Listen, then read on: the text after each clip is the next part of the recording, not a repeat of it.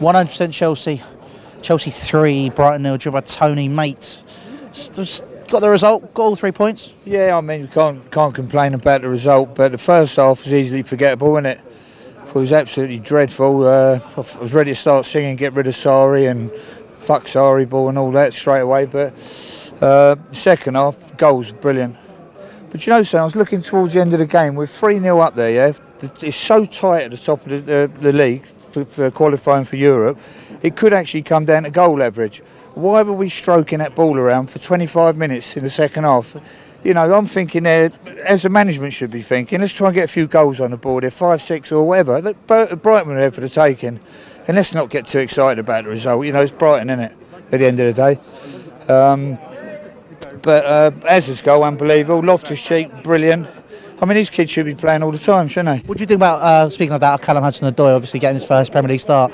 Long awaited. Did you know? Did he fill the role well? Do you think he came up to the occasion? I thought he done very well. Yeah, he weren't brilliant, was he? He done very well. Agree with what he just said a minute ago. He looked a little bit tired, probably playing for England and that. And you know, it's been a big couple of weeks for him, innit? It's probably took his toll a little bit. But yeah, he done really well. I thought Hazard was brilliant, and as you saw Sunday, this is what we're going to miss. We're going to be absolutely effed when he goes. He didn't play Sunday, and we were dreadful, weren't we? And to be fair, we weren't a lot better tonight, were we? What do you think of the game? I think I agree. I think it was slow to begin with. And I'm really worried about, you know, it's okay, we got a result. Listen, we've done this. We got beat 4-0 by Bournemouth a little while ago. We then went and beat Huddersfield 5-0 or whatever it was. And then the next game, we lost 6-0 to Man City. And I know what you just said a minute ago about us getting up for the game. Let's hope we get up for Liverpool. Let's hope we get up for United. I don't think we're capable of getting up for these big sides. I really don't. I mean, you know, as I say, that's Brighton tonight, and it looks good. We've won, can't complain about it. But I really don't believe Sarri can get a team up to challenge teams like Man United and Liverpool. I reckon we're going to lose both games. I mean, he did it for Spurs. For Spurs. For the Spurs game? Yeah. What he did, or? I know he did. Spurs, City. Do you know what? I mean, I know you said this against City. I thought, you know, you said we'd done really well in the final. We probably did, but we didn't win, did we? You know, and that's what it's all about at the end of the day. I just don't think the guy's capable of getting us up. And I'll tell you what, I'm really worried. I don't think we'll win the Europa League with him. I don't think he's capable of winning a trophy. I really don't. As I say, this tonight looks brilliant, didn't it? Beating Brighton, but they're rubbish. As soon as we come up against the top side, I mean, look, Arsenal ripped us to pieces, didn't they? I mean, look, and they've won 10 games on the trot at home. Look at the points we're dropping. Yeah, mate. Yeah. Chelsea, mate. Yeah, look at the points we're dropping.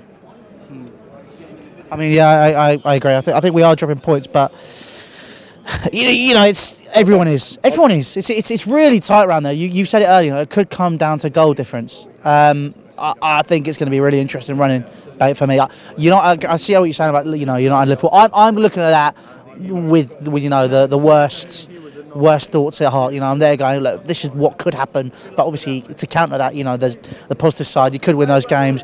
You could get, you know, a draw. You could get points. The biggest thing is we just need to get points on the board. And if we get a draw at Liverpool, a draw at Manchester United, we could probably stop Liverpool from winning the league, which is great. All we'd be doing there, though, is helping Arsenal and Tottenham out. I really think they're going to finish third and fourth. I really do. I think Arsenal got quite an easy run in, didn't they? Yeah. I don't think Tottenham's is that hard, is it? Who they got next? They got United, didn't they? See, they got United. I've been up for 36 hours doing a dissertation, so I could not tell you, mate. I've just got words and numbers in my head. Tottenham, who's that? Spurs got City next. Is that what Champions League? 3 times in a week. Champions League twice and then League. Okay. Okay, it'll be interesting. But yeah, I mean, go on. Moving forward, next game, United. West Ham. West Ham will win that, won't we? We should win that. Yeah. We'll see. I mean, look, tonight, as I say, like, without being negative, it was Brighton tonight, yeah? West Ham's going to be a little bit tougher, although they're not the greatest side in the world either, are they? So we'll see what sort of side he puts out against them. And do you know what? I mean, it's just... This Jorginho just keeps coming up and up and up.